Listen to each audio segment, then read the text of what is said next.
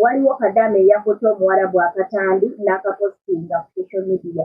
Naye ngenda kuteerayo akatambi kano mukwano okalabe ne Kadaama bye yabadde ayogera mu katambi. Ombuulire ddala oba kino kyabadde kyetaagisa oba tekyetaagisa. Kasooke nkuwe akatambi kano ngenda kubaako bye nnyongerezaako mu maaso. Naye bankuba kyeyo tukwetadde mu buzibu. Twenoonyerezza emitawaana. Ki ekikukwasa omuwarabu yenna akatambi nga takukozeeko bulabe sigamba nti abadde akwata atunga nti munange omukwata vidiyo for self defense nti obadde weetaasa ng'onoonya ka evidence. Kasooke nkuwe akatambi kano omulabi wange. Banaye guno omuziina gwe mulaba guzunga guno ogukadde buli lunaku gujja buli lunaku kati saazi zino zirimu 3 za kiro guzze ne gusooka gubazimbira guno gonna gutambula ng'ogutatambula ogukazi gwantama banaye guzunga kati gugenda kutuula wano guveewo 7 gwa kiro we gusaba kyayi we gusaba kofi we gusaba. Alright, nkukuyisaayo mukwano gwange ekindeseza vidiyo eno wano tugenda kusomerako oba tugenda kubaako bye tuyigirako. Teweerabira nti amanya n'eddoboozi Maggie omuweerezaawo ate nga wano oli ku Maggie Initiative Uganda YouTube channel. Vidiyo munnange wogimpeera akalayiti ne komenti yo eno vidiyo nsaba muteese ddala amazima ddala n'okusinziira ku bye ngenda okwogera. Vidiyo eno esaanidde okuba ng'omwana ono yabadde asaanidde ogipostinga oba nedda.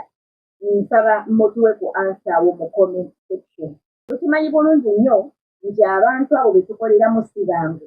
Naye mbuulira singa babboosi ba Kadaama ono babeera batambulatambula ku social media ne bagwa ku katambi ka Kadaama ono, translator zajja ne batranslatinga ebigambo bya Kadaama ono by'ayogerera mu vidiyo eno.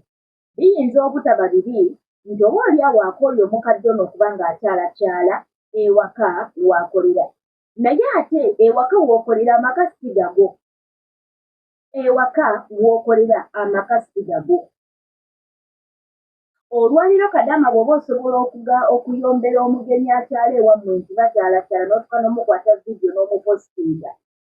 Bw'onoobanga Mukama akuwadde omukisa naawe n'ozimba amaka goloofa n'abeera nga maama wo akyalakyala ewaka n'obeera n'omukozi n'omusanga nga abadde yekkaanya maama wo ajja okukyalira kale tukyalakyala nnyo kijja wano tetugaawo nkimanyi bituluma kubanga bwe baba bakyadde ne bajja ewaka emirimu gyeyongera.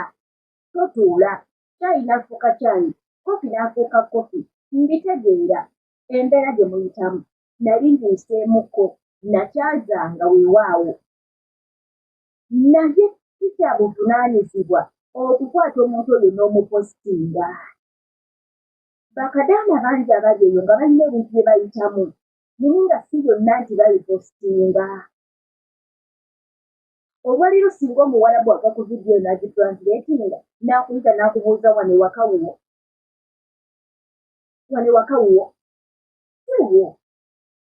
Ate munnange ebiseera ebisinga waliwo ebintu bye tukola Mukama n'agenda akyusa ebintu ebyo n'abikuteekako n'akuwa omukisa n'ofuna ssente bambawo n'abeerawo n'akaddiwa n'atandika ng'okujja okukyalira. Singa osanga omukozi wo ng'ali ku nnyoko amwekkanya kijja wano buli ssaawa kijja omukozi oyinza n'obutamusigaza mu nnyumba.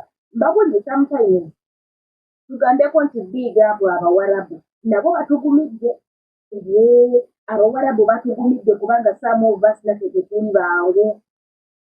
Ye naffe olumu tetuli bangu. Bannange ebyo Bakadaama abayita mu kuyigirizibwa. Naye nga toli musanga nga yapostinze bossi.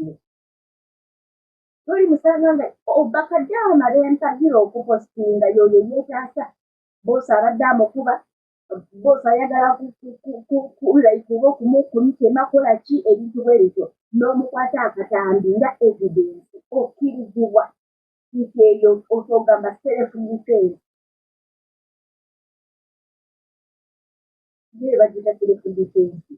Weetaasa ye esobola okutaasa mu ngeri emu ebindala. N'ogamba nabadde nkwata akatambi kano nga evidence nti in the case of anything mbeera n'ekyokwetaasizaako. oba mbeera n'ekyokwewolereza nti tuufu bose badde agala kunkolako bulabe. Ebintu bwe bityo tetuganye bituluma, naye jangu kalo byogereko ogambe bannange ekikadde mukadde kyawano kyava wano because si gwe wekayita mu mbeera eno. Naye okumukwata akatambi tekyetaagisa. Sistono yali nti ekyokupostinga naye n'onoopostinga tekigenda kukakkanya busungu naye tekigenda kumulemesa kubanga asigala jja. Naye akijjukira nti gwe singa kakutanda ne bagwa ku akawunti eyo nga wapostinga omukadde oyo tolaba nti feesi ye teyalabika, naye eyo vidiyo eyinza okutwaza mu kkomera. Bannange bannaffe bangi abali mu makomero eyo, bannaffe bangi abali mu makomero eyo bangi nga ye kennyini yakola ensobi gy'atamanya nti ezo neviirako obuzibu. Abo abantu abatakuwadde bukusa nakubanga munnange opostinga omwana mirasa ng'opostinga vidiyo eyinza okuviirako akabasa, eyinza okuviirako akabasa. Waliwo babosi abali free nga alyokke nakyo nga tekirinaako buzibu. Waliwo babosi mukwano. So nze nga nze abalungi bange abagoberezi bange wekiri nti chanel yaffe bankuba kyeyo tuyigirako ne tubaako ensobi ze tutakola. Nkwegayiridde gwe wenna alaba vidiyo eno oba agirabye tokwatanga boosi wo wadde omukuba ekifaananyi, tomukwata vidiyo tomukuba kifaananyi okuggyako ng'abadde ayagala kukolako bulabe. Kati ng'akatambi ke nabaterayo emabega nga boosi ali kadama mugamba I will kill you, I will cut your neck. You a slave. You came here to work.